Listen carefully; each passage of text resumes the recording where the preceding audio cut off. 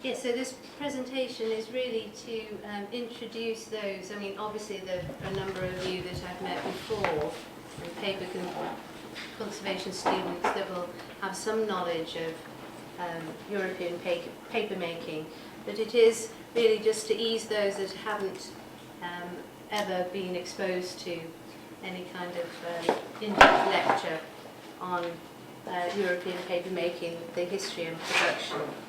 So basically the contents today is a little bit about the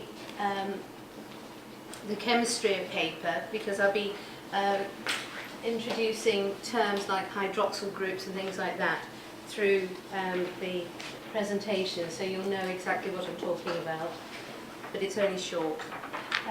Historical context, which is quite interesting from its roots in China. Then some technical developments which impact on paper making as we use it today. The types of paper that are available, so the differences between laid and wove, for instance.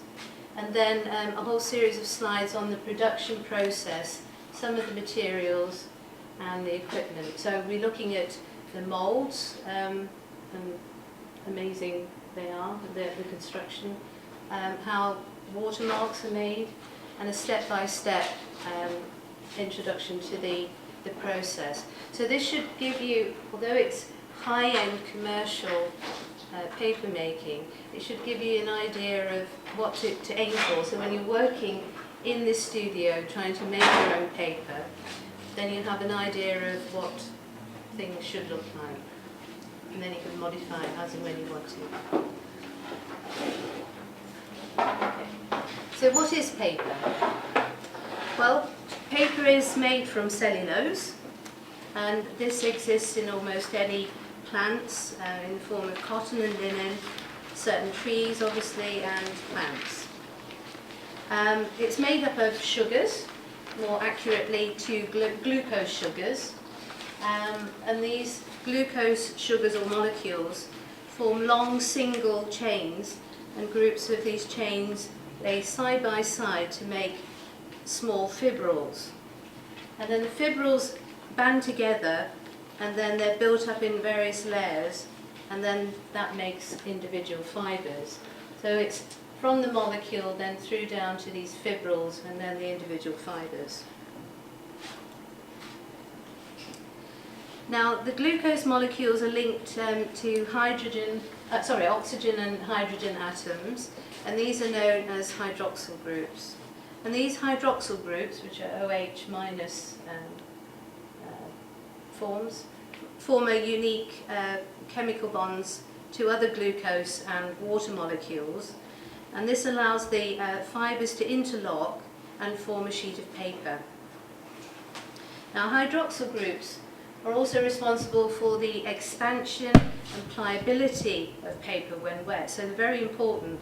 And without hydroxyl groups, it would be impossible to work on a surface such as paper, to stretch it, to manipulate it, to paint and draw on it. So they're terribly important. So you can see the hydroxyl groups here. This is linking two glucose molecules together, and they're the little bridges. So that's just a brief introduction to the chemistry. I mean, paper is incredibly complex, and we think it's just a simple thing, and paper is made very simply, but actually it's incredibly complex, and there's whole books written on the subject, which if you wanted to do more reading, then you can do, and I could provide you with a bibliography if you wish. But probably what is more important to you and more emotive is the spread of the craft. Now, true paper occurred during the Christian era in China in AD 105, and then it's a good 500 years before this spread first eastward towards Korea, then into Japan, and we'll be talking about that movement next Thursday, isn't it? Next Thursday. And then it moved westward to Samarkand, where in 751 a mill was established by a group of Arabs who were skilled in paper making, and these were captive labour. And these Middle Eastern paper makers, they didn't really have the access to the Chinese raw materials, which is basically paper mulberry, which is a bast fibre.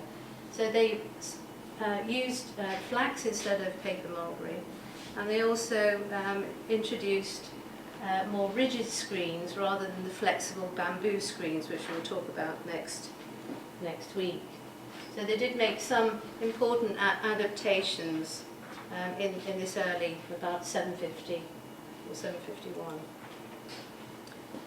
Now the Arabs carried the paper and the art of paper making wherever they went, and they travelled into Baghdad. So during the 8th century, paper moved to Baghdad, then into Damascus, Egypt, Morocco and Spain by the 10th and 12th centuries.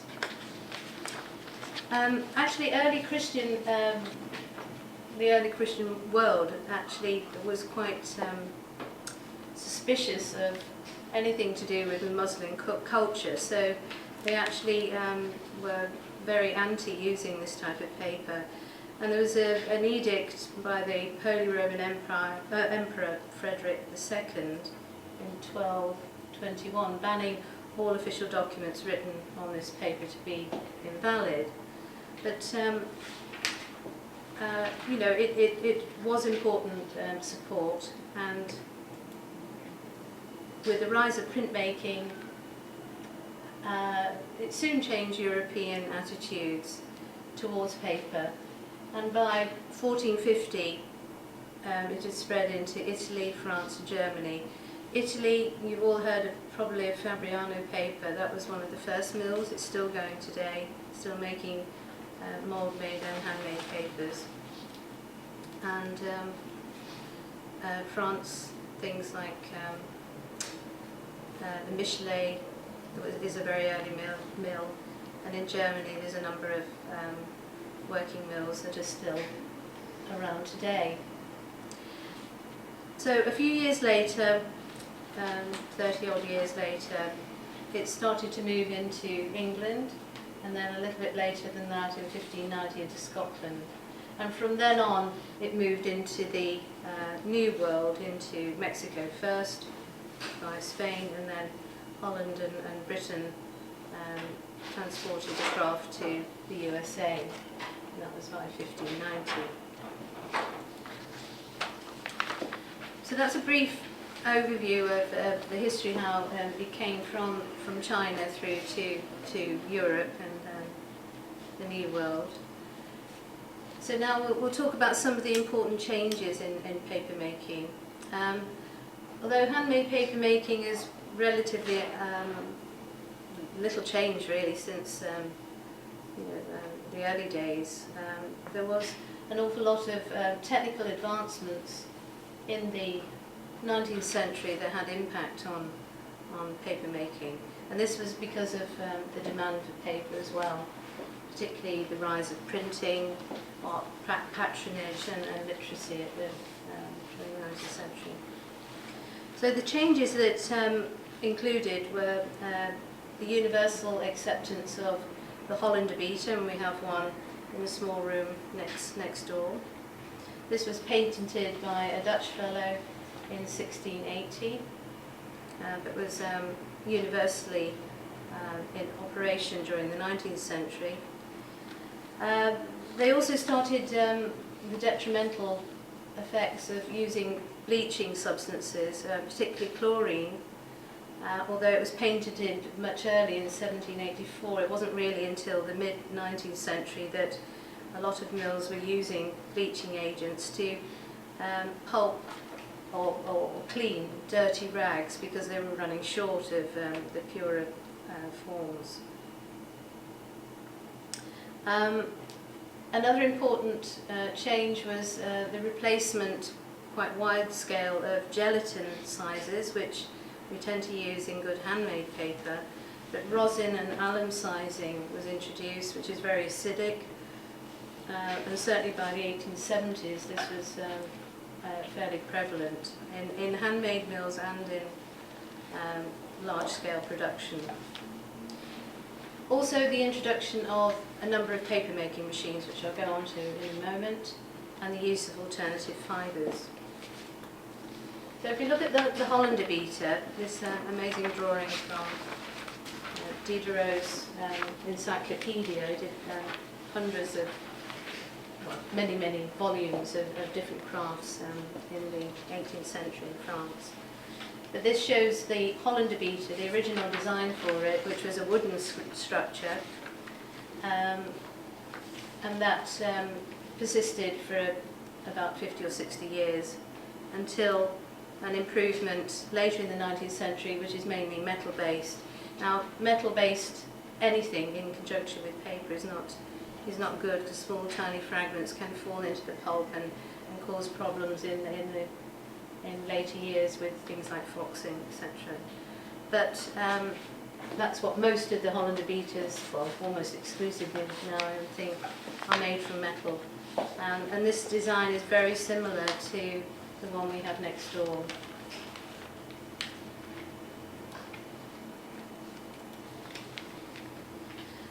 So if we look at the increased mechanisation and the introduction of the paper machines, now the first attempt at mechanising paper began in about 1799 by a Frenchman called Nicolas Louis Robert. His early attempts were unsuccessful, but he took his drawings to England, and through John Gamble in 1801, this was passed on to the Fordrinia brothers, who financed an engineer called Brian Donking to build the machine, and then it was put into production and took off really quickly. So within a couple of years there were machines throughout the UK. Now the Fordrinia produced an endless web of paper onto a wire cloth, which was then transferred to a continuous felt blanket and pressed. So it was very different from making paper by hand. And this is a Fordrinia machine, massive creatures they are. Obviously the first patents were not quite as large as this, but this is how the majority of paper, file paper, etc., is made on today. So enormous investment in bringing these machines to bear. And you can see along, can you just pass me that flip? You can see the length of the machine, and that's where the grain direction, so it orientates the fibres along here, and then obviously cut it up into smaller fragments. So the grain direction is here, and that has implications how you use paper and how it expands and contracts, because the paper will expand more across the grain than with the grain, and it can grow a number of centimetres if you're wetting out your paper and stretching it, or working with it in regards to 2D or three-dimensional work. So it's something to be aware of. If you're working with machine-made papers, they will have a much greater expansion across the grain than with the grain. And we can have perhaps workshops looking at things like that in more detail, because I think it is an important part of how you use paper. Sorry, can you tell which way the grain is? Well, you can with experience. I know my students are learning now, but you can. If you're buying a whole sheet, you will be able to tell by the elasticity across one way. So when it's more elastic one way, that's across the grain, and that's where your expansion is. Does it rip easier along the grain? Sorry? Does it rip easier along the grain? Yes, yes it does. Yeah, because the fibres are aligned like that, so you can rip it. So again, that's all part of how you use paper in a creative way. There's also, if you want binding paper into like an artist, absolutely, yes, look at the direction of the grain, because if it's the wrong way, then when you turn the pages, it's more. Yes, it doesn't sort of. It's not as sort of. The movement and how it lies is not the same. Also, yeah. So bookbinders particularly are very acutely aware of that, and we are in paper conservation as well, how we align things. But even here, I know some of, you know, well, many of you have made little sort of books up in print workshop in the first year, I think you all make a book. Yeah. So, you know, maybe it never occurred to you to think about which way to lay the paper, but it's... Yeah, it's very, very important. Handmade paper, and the way it's made, it doesn't expand as much. It's more even across and with the grain. So it does have a different behaviour. Now, further development was the cylinder-mould machine, and this was only a few years after the Fordrainia in 1809, and this was painted by Dickinson. This involved a vacuum and a wide-coloured cylinders now, so although it's one continuous sheet of paper, it's made on a cylinder. And mould-made papers are generally, and they can be, the term itself can be confused with handmade paper made of a mould. Mould-made papers are, you know, much better quality. They will have strong direction with the cylinder, with the grain, the rotation of the drum, in a similar way to machine-made papers, but they are superior papers. Usually higher quality fibres, typically cotton, or cotton linters are used, and they tend to be made to resemble handmade papers more closely. They have two true deckles. The deckle is the thin area of pulp that slopes off to the end of handmade paper in particular, and it has two false deckles. And I think when we've had workshops before, I know one or two of you have been to them, we've had a look at those sort of issues. But we can get some samples out later if you wish to illustrate that more fully. So the papers that you tend to buy when you go to an art shop, things like Reeves and Arsh, Watman, Reeves, the English Reeves, Lana and Zercall, these are all mould-made papers, and they will have that distinct grain direction with the drum, or the rotation of the drum. But they are better quality, much better quality. So this is a cylinder mould-made machine, and you can see the drum and the vacuum there. So the grain direction of the paper is here with the rotation of the cylinder, so it will expand across more preferentially when it's wetted down, or even when you're working on it with wet and watercolour washes. This is very large sheets of Zercall paper, mould-made paper, and this has been cut into larger, double elephant probably size sheets, and the deckles are here. They're the true deckles, and the false deckles will be along and on the top. That's how they dry and cure their papers. Now, so that's a little bit about the machines. It's also important to understand about the fibres that are used. I've mentioned things like cotton and wood right at the beginning. Most people think, if you stopped people on the street, they'd probably think that most paper was made from wood. That's very fairly recent invention. Certainly paper, European paper, was originally made from macerated rags.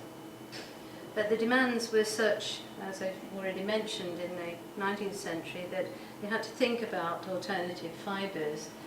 So there were, even as far back as the 18th century, a number of chemists like Villette and Matthias Coops. They made experiments with various shrubs and grasses and wood, and they thought it was a viable alternative to rag. But wooded fibres, they need a lot more processing than rag papers, or rag fibre, to dissolve the non-cellulose part of the plant. and to leave it in a fibrous form. So they didn't really have the technology and the reagents or chemicals until things like cheap caustic soda in the 1830s was available, and then they could turn attention to using fibres like wood because they could purify them. Now the consequences and changes and developments in regards to using both machine-made and fibres are fairly profound, and we're certainly in conservation we're dealing with that problem in en masse, really, particularly in archives and libraries. So it did blight right up until the early 20th century. They used brown wood and bleaches and alum and rosin sizes, etc. So it all chemically affected the paper. And then it started to promote, because artists were noting in artist treatises and manuals, and even amongst themselves, how the papers were deteriorating. Obviously chemists were doing work in regards to the deterioration. So they had to do something about making things a lot more safer long term. So refinement continues really to this day. So they did use obviously wood, but we still use mainly softwoods to make paper today, particularly pine and spruce, and most of it comes either from America or from Scandinavia.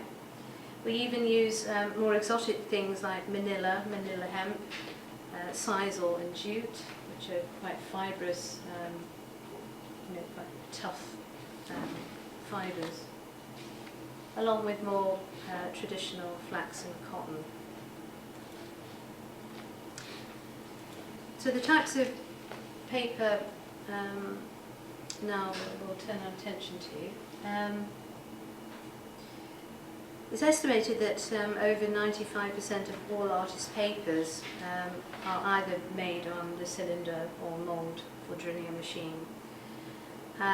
This obviously is great for many reasons. It produces paper of great consistency, uniformity, and obviously affordability. These are important factors. Despite these advantages, machine-made paper cannot compete with the special qualities of handmade paper, particularly for its unique surface characteristics, its physical properties, and sheer range of choice. And over the last 50 years, certainly I've noticed in the time I've been involved in paper, it's undergoing somewhat of a revival. That's the craft of handmade paper making, which is great, in smaller little units, even at universities like this, and also slightly more larger scale in a commercial setup. And this is in response really to a number of things. Artists' increased interest about materiality. The powerful presence of the material is very important these days. The integrity and also authenticity of the material, the mark of human interaction and a link with the organic. The plastic qualities of the paper, you can manipulate, it's more durable. It also is a much better paper for long-term survival of your work. So if you're interested in preservation issues, and usually the more experienced and more well-known an artist becomes, they tend to gravitate into those kind of discussions because of their selling and obviously long-term survival of their work. And also there is an awful important rise in the production of artist books, which Shah has been talking about. And in conservation, that's a growth area too, particularly in works of art on paper and archives. We demand very high quality handmade paper. So this has all contributed to this revival. Now the types of handmade paper, there's two basic types actually. And handmade paper is made on a wooden mould. It's a rectangular frame reinforced with wooden strip of ribs, and then usually a coarse metal mesh, bronze is best. It's tightly mounted onto the top of it. Professional moulds, they're hard to come by now, but there are some companies that still make them. They tend to be made from lightweight Honduras mahogany. But there's two types of wire moulds, and wove and laid. And again, they have a very different presence and characteristics which can enhance the work you're drawing, etc. painting. So a laid mould is made, and this is the earliest form of European moulds. It's made on a special loom which lays out twisted warp wires into equally spaced vertical cables. These are typically about 1 inch apart, and they're called chain lines. So they're the more prominent ones. The finer horizontal wires, which are strung across, and it's there's highly skilled work making these moulds. They're much more tightly packed, and usually about 1/16 intervals. And they're called laid lines, so they're the finer ones. Now, when you're looking at laid paper, if you hold it up to the light, you'll see very much visible chain lines, the thicker lines. And certainly on a light box, you'll see it very distinctly. But also on several of the papers, you can see it even in just normal light. So it can interfere with the aesthetics of your artwork that's on top of it. So this is an old engraving of how they used to construct the laid mould. And you can see the chain lines and the fine lines across there of the laid. So this was the first type of mould to be used in Europe. But increasingly artists were aware of the difficulties in working with laid papers, because there's thinner and thicker areas of the paper where the pulp collects along by the chain lines, for instance. So it tends to hold watercolour paint, so you often see early, say 18th century watercolour washes with distinct lines, particularly in the sky where the wash is much thinner. And that was not aesthetically acceptable for a number of artists. So they were keen for paper makers to develop a different type of mould that would allow more even distribution of wash and ink. This is some 19th century laid moulds in the flesh. They're on sale actually from Simon Botch and Green, who some of you met before, who gave a demonstration on the Hollander and papermaking about 6 months ago. So eventually development and technology caught up, and they were able by the 1750s to produce a very fine wire mesh that could be applied to the top of the ribs. Can you see this? Much finer, just laid continually over the top of the mould, so that eliminated these distinct chain lines of wire marks. So they were absolutely delighted, a lot of artists. But it was very expensive. Watman actually produced the first wove paper in about sorry, 1755 or thereabouts. And that made his fortune. He became internationally known for his wove paper. Both the lathe moulds and the wove moulds, you need to have something to hold the pulp around. So you need to apply a deckle, which is almost like a picture frame really. You can see this construction there in cross-section. So that holds the pulp to the edge of the mould. It fits nice and snugly to the boundary. It also determines the thickness of the pulp to a certain extent, but also the pulp consistency has a lot to do with that as well. But its main aim is to hold the pulp on the mould. You can make amateur screens by substituting less expensive Honduras mahogany wood with cheaper, lighter weight woods perhaps. You can also substitute the metal bronze wires for polyester. It's not as good, but you can make half decent paper with a mould like that if you're careful, if you take other precautions in regards to the fibre production, etc. So here you can clearly see the differences or the contrast between the two. That's the lathe and that's the sort of paper that you get. You can see the distinct chain lines and the lathe lines across. And this is the wove and the different qualities you get of the surface. Very important for when you're working or using it as a printing paper,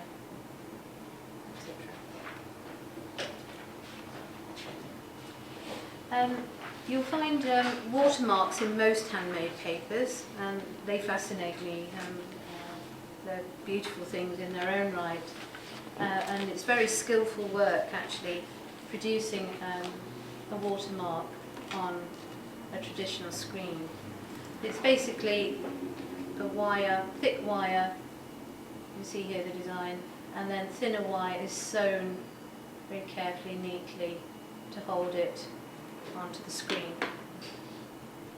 And it's always in reverse, so when the paper is couched, the watermark appears in the correct register.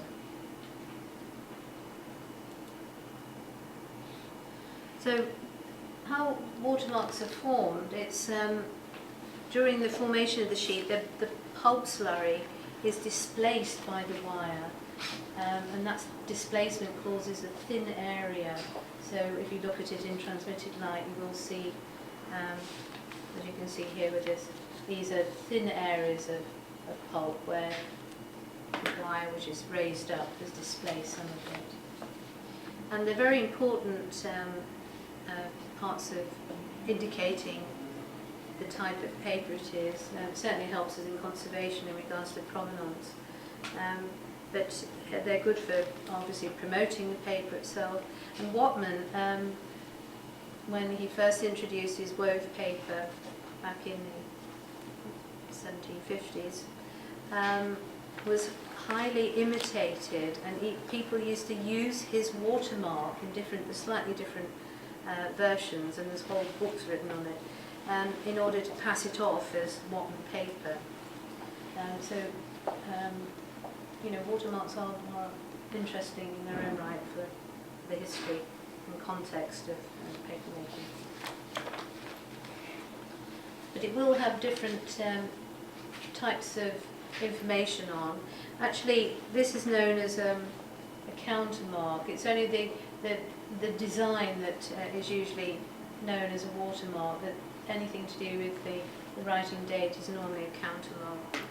And you often have the watermark on one side and the countermark with the writing on the other side of the sheet. They're very helpful. Some beautiful designs there on a lathe and wove paper.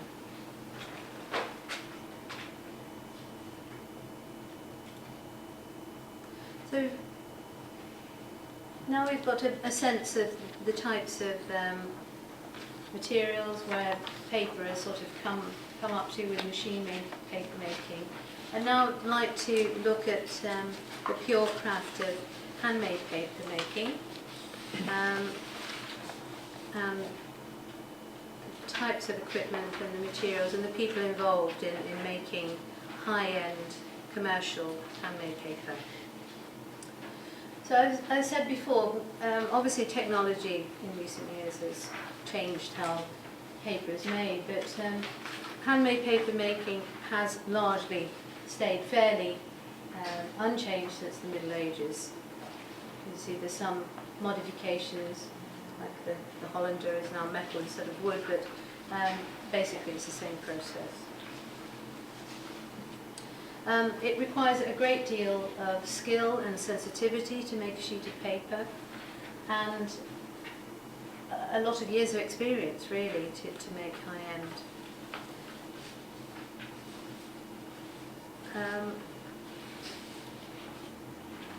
The main people that are involved in paper making, even today in commercial setup, is the batman, the coucher and the layer. And you can see this remain pretty similar from Diderot's encyclopedia. An apprenticeship will be 5 years long, even today, and back in the 19th century it would be 7 years long, and then you became a journeyman and then were free to go and work in other mills. So it's a long process. There was also a whole raft of semi-skilled workers.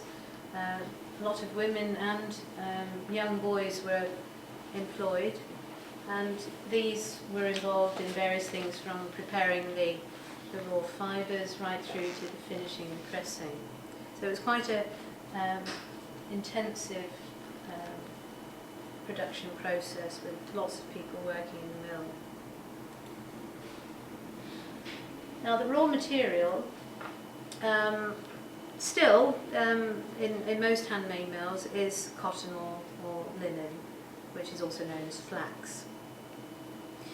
And most of it comes in either in rag form, big pieces of fabric which then have to be boiled and cut up, or they will buy it sort of processed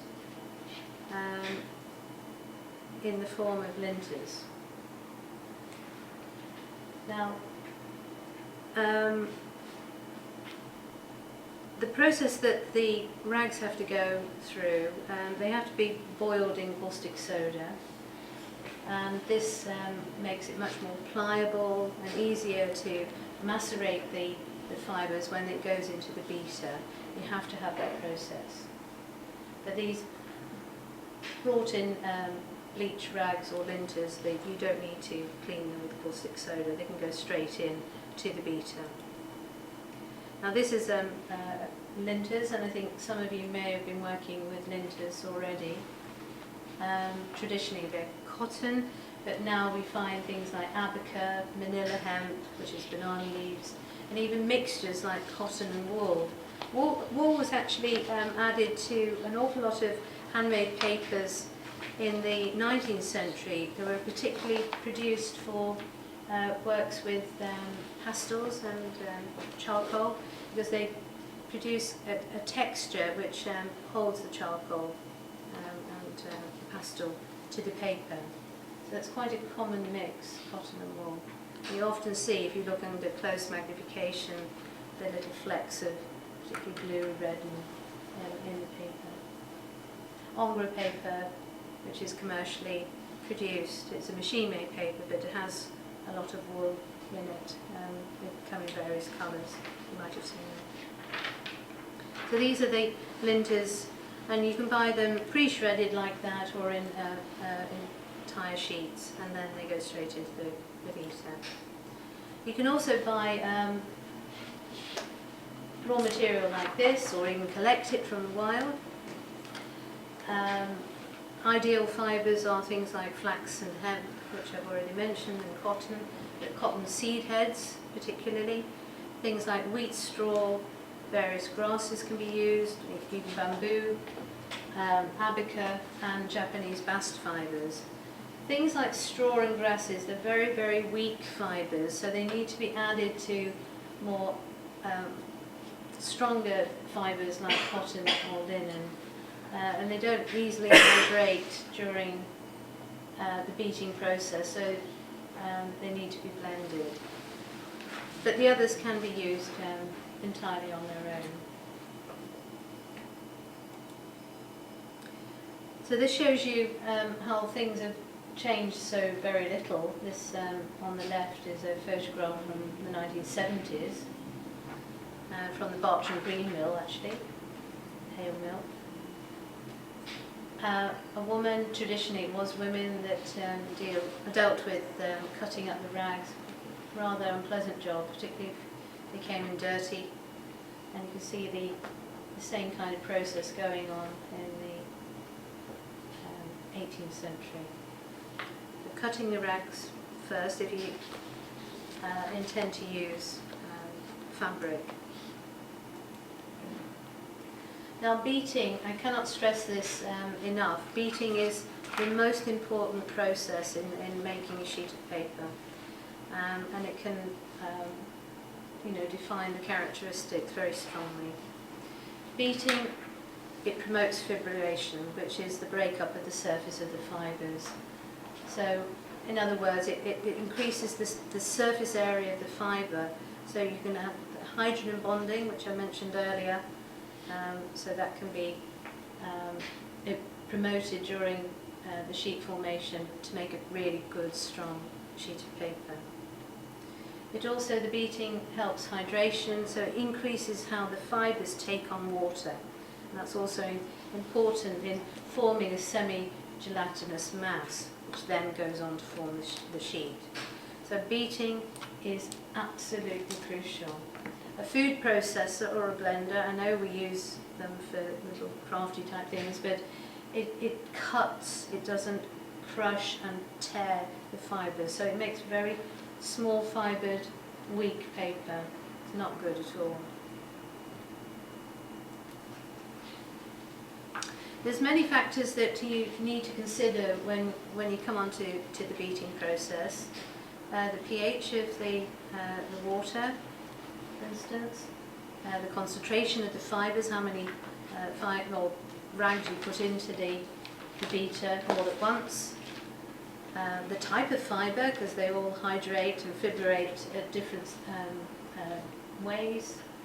The set speed of the machine, the time given for how long you keep it in the machine, and also the design of the machine, because they all have slightly different properties. And it's often a great trial and error to get this right. And I know when Simon came, he did get some things right, but I think in the end he did overbeat, some of the fibres, which was very, very difficult then to couch the sheet later. So the consequences of overbeating are not only difficult in couching, but it actually decreases the dimensional stability of the sheet of paper. It makes it much harder, it's smoother and more dense. It also increases the porosity and thickness of the paper and makes it actually more uniform. So if you wanted something very uniform like a machine-made paper, then you tend to overbeat it slightly. And that's known as being less wild, so it doesn't flop as much and gravitating clumps in the sheet when it's being formed. It also holds the media better, so it does have some pluses and a number of minuses. And you can adjust the beating in order to obviously work with different kind of qualities that you want. If we look at underbeating, it's almost the opposite really. You get increased dimensional stability, increased softness and density. You can make the surface much rougher, it's less uniform, so more wild, and it doesn't hold the media as well. So things to be aware of when you come to making paper. So this photograph shows a commercial beater in operation. Typically they hold up to 160 pounds of dry fibres. I don't think we would ever make that sort of quantity here, and over 400 gallons of water. We don't have one, but normally it's then fed into a knotter which strains the large fragment, so it enters into the vat, which is of warm water, as a kind of homogeneous, even slurry of pulp, and it's stirred really vigorously. So now we come on to forming the sheet, which is done by the vatman. He's the most experienced man in the mill, and usually quite long in the tooth, many years of training and experience. And it's very particular the way sheets are formed and how you dip in the mould into the pulp. It's very different from Japanese papermaking, which we'll look at next week. But as you can see, he's dipping the mould this way towards him, so he's drawing it in towards his body. Then you can see this wave moving over, is covering the mould. And then this is the tricky bit to get right. You see that very slight wave that is pushed across from his body towards this side and thrown off the top of the screen. It's very slight, it's not like Japanese papermaking, but there is this slight wave. And as he's moving that wave across, he also shakes it to and fro, and that's known as the side shake. So you're doing two actions at once, so it's not easy by any means.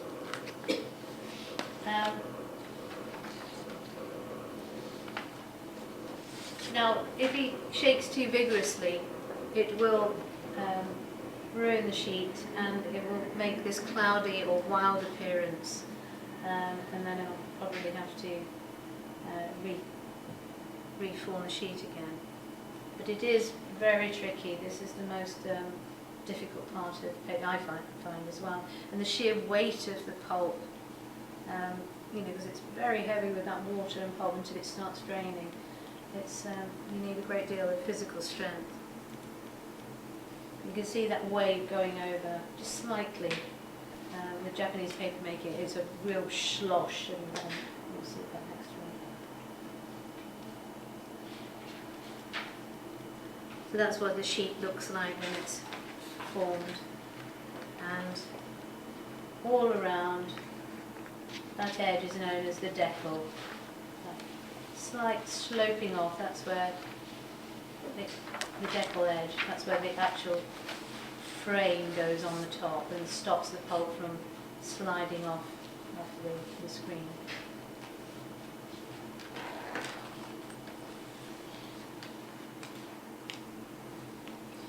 So when the sheet is formed, the vatman slides his mould off, and it's a continuous thing, and they'll make hundreds of sheets a day. This has to be done very carefully, or drips might fall onto the paper, and again the sheet will be ruined. The coucher then raises the mould and encourages the draining of excess water. So it's passed on now to the coucher, who works alongside the vatman. This is a very swift action, and he then lays it onto a couching stool, which I've got in a rolling motion.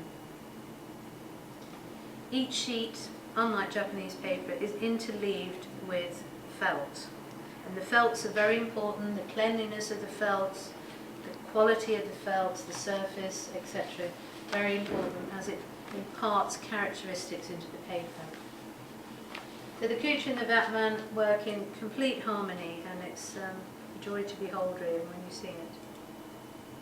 So this is the coucher. He's starting to drain the mould, so it's pushed along the side of the vat in a smooth action. He picks it up, drains it. Then this, you can see the couching stool, which is, it's back-breaking work this is. He's bending over all day until this post of paper is built up to about here, and then it goes into the press. But they're lower down, it's absolutely back-breaking work. And he's rocking it slightly to pull that screen off from the wet pulp.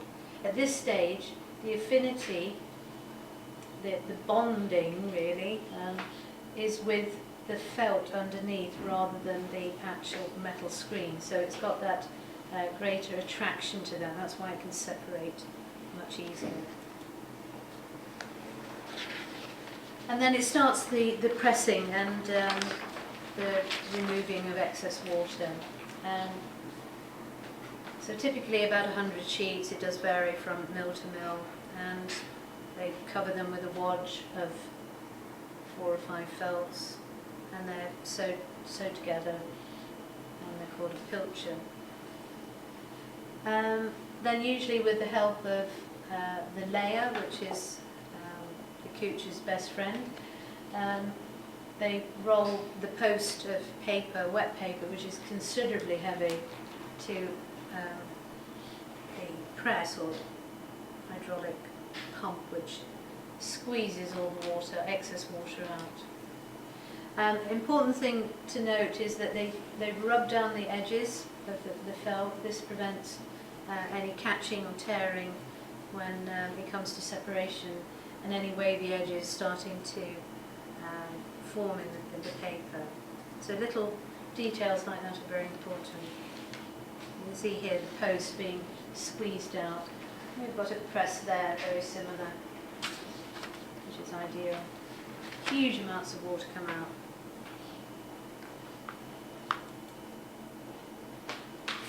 Then after pressing for about 2 to 8 hours, again it depends on the type of paper and the mill, it goes on to the job of the layer.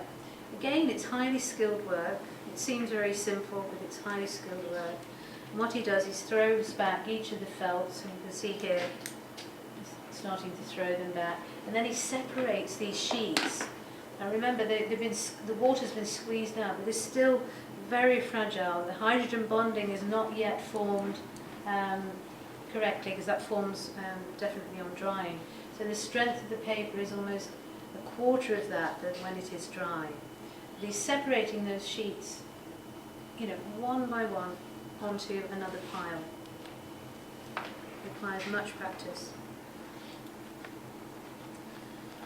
So he then packs up about 240 sheets or thereabouts, and these are transferred into a different stack, which is between zinc plates, and a whole bunch of old felts usually involved as well.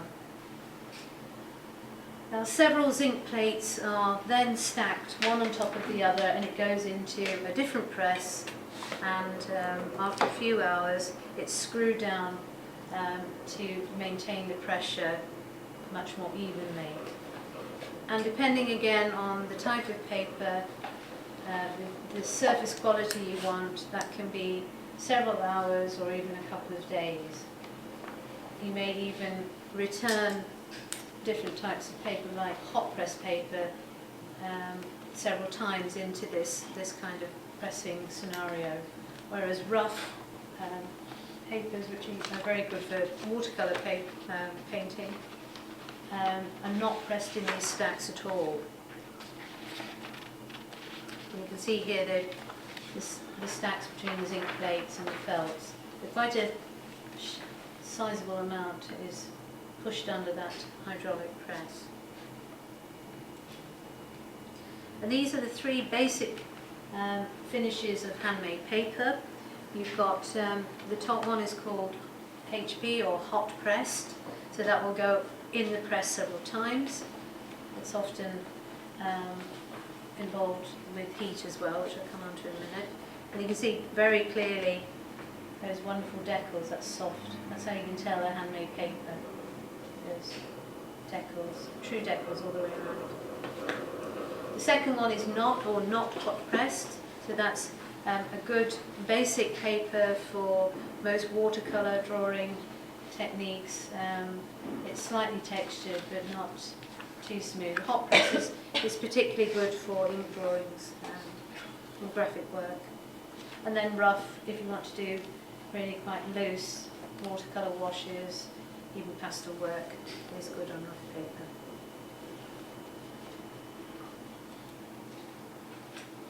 Now drying, so once these packs have been in the press for typically about 24 hours, sometimes longer, sometimes less, they're removed from the press, and traditionally they would be taken into lofts and dried in groups of paper, usually about 7 sheets together.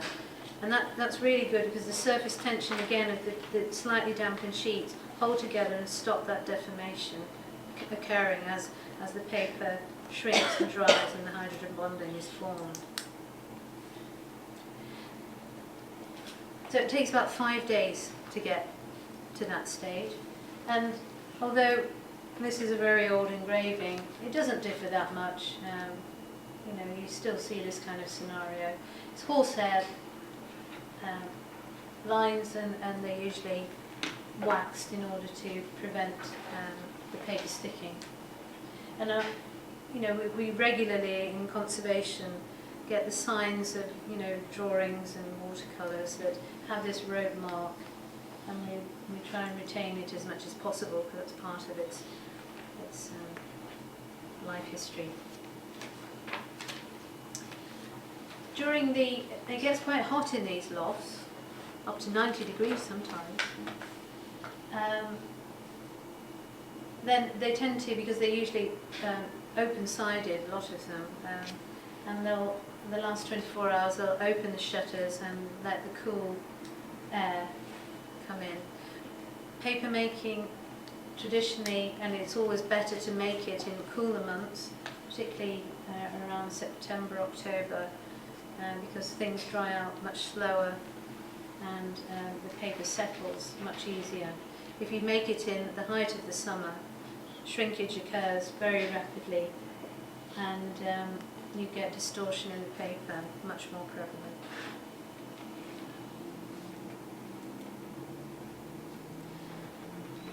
A lot of mills, though, they will opt for things like a flat cotton surface, which is usually stretched between 2 wooden beams in the loft, and you can see here. Yes. And they'll stack up individual sheets, or even sheets one on top of the other, probably up to about 7, again to stop the deformation. So that's more common now, really, this lying flat onto canvas. And then they're left to mature in stacks, minimum of 2 weeks, and regularly turned. I mean, they say that in the course of making a sheet of paper, the paper maker, the people involved, handle it at least 70 times, a sheet of paper. So they're turned and separated because that helps the paper settle and deformations are reduced. Now at this stage they could be sold on as water leaf paper or blotting paper. That doesn't have any size at all. But most high-end papers that are destined for watercolour and drawing are sized. Sizing again is a very complicated process. Traditionally and still used today, and if you were sizing things here, you would probably use gelatin. It's a bovine glue. Gelatin is much more purer than hooves and horns, but it is made from the skins of goats and sheep, cow. Pig is not really acceptable for sizing sheets of paper. It tends to discolour. It's very smelly as well. Very smelly. Now to the gelatin, you normally add reasonable quantities of alum, which is potassium aluminium sulfate, and this helps the paper become more durable. It acts as like a bridging complex, because gelatin doesn't have great affinity with cellulose or paper, so it needs something to help that kind of affinity with the cellulose structure. So alum is added, so it makes the paper more durable, so you can scrub it, wash it, immerse it, etc. It also preserves it. It's a low pH, very low actually, that's one of its downfalls. But it preserves the gelatin, which easily perishes within a couple of days if you're not careful. Today you will get things like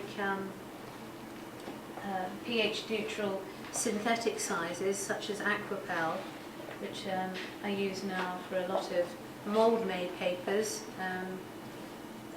but we also do use it here. I think, have you used Aquapel?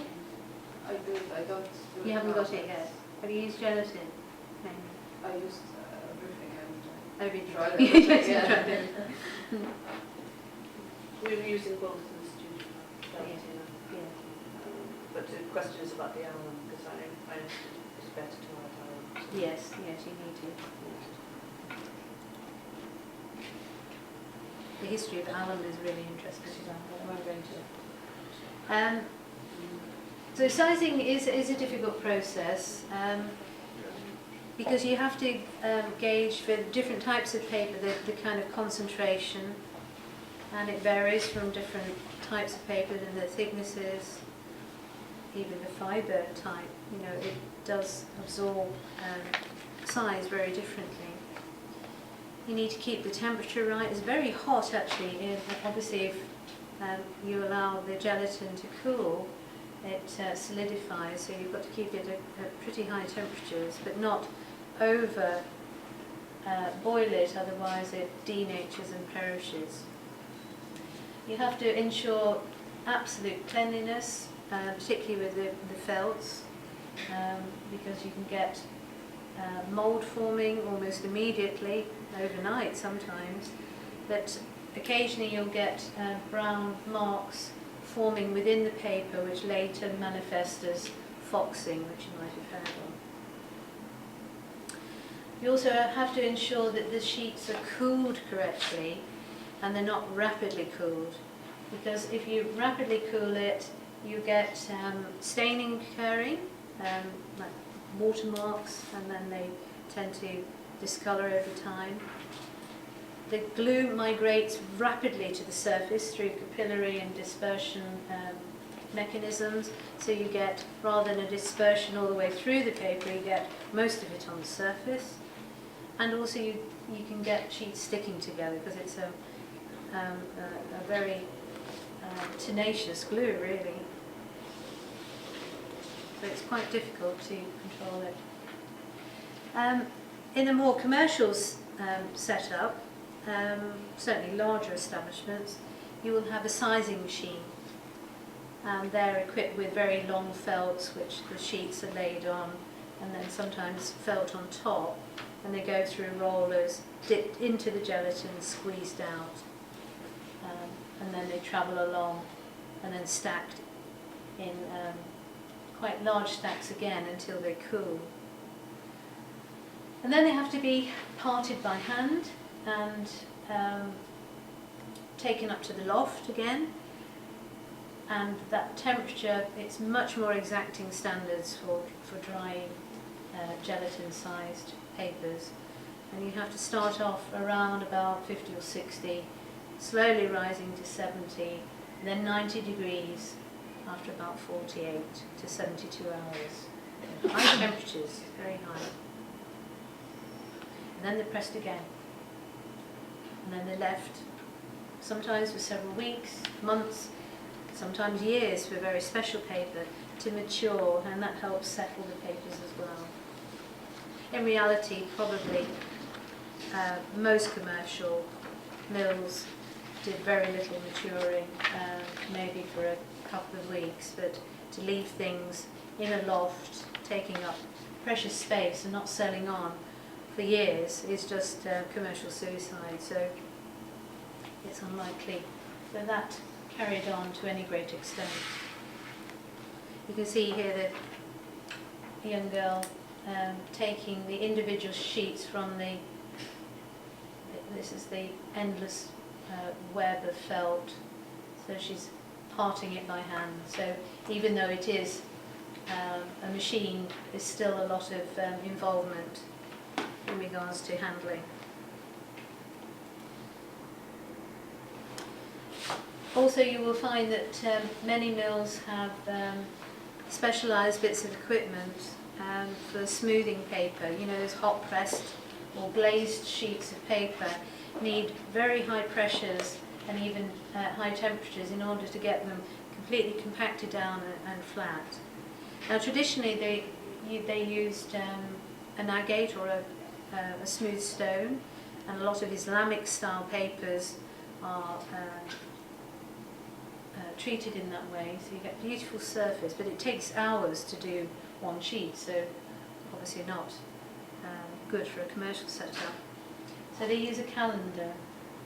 So the sheets come down from the loft and they go straight into this machine. There's all different types of designs, but this one you can see the individual sheets going through the rollers, which are heated zinc rollers normally, which compresses and dries them flat. It's great, it's quick, it's efficient, but it bakes in tensions, and they're not great when you're using a lot of aqueous treatment, and they certainly cause a lot of problems for conservators when we have to wash and add aqueous solutions, because they have a lot of tensions and a strong memory. So the final process really is maturing. They will allow the paper to settle for a couple of weeks, as I've said, and there's a whole raft of people involved in sorting and picking and turning the paper in the direction of the watermark, wrapping it up, you know, labelling it up. You know, it's quite intensive work and quite skilled work too. The pickers, they use a sharp knife and go over the surface and pick off any impurities. They'll also determine what needs to be sold on as seconds, and they're known as retreat, or badly defected sheets, which then are returned to be repulped, and the whole cycle starts again. That's the final bit, but in conclusion, certainly over my quite long years in being involved in paper, obviously conservation, but knowing about paper, I've seen tremendous growth and innovation. Now today, while some continue to pursue sheet forming and focus on traditional methods, others have reinvented the craft in a multitude of ingenious ways that are much more relevant to the present cultural climate, and that's the sort of thing we'll be doing in this studio if you're involved in papermaking. Even in the field of standard sheet forming, varying aesthetic points of departure are now well established. So you'll go to different mills and they'll have different shortcuts or different approaches to doing various things. But handmade paper, as described earlier, is not practical for everything. You know, it's clear. You know, you may find that machine-made paper is just the ticket, some bright white, glaring. You know, it's part of the aesthetic. But handmade paper is fantastic for the creation of many compelling art books, 2D and 3D works of art, growing installations and performance pieces that are now produced in art colleges and by artists generally. So in short, it's a sign of the robust craft of papermaking, how it's how it's changed over the years, and it's thrived far beyond its humble roots in China over 2,000 years ago.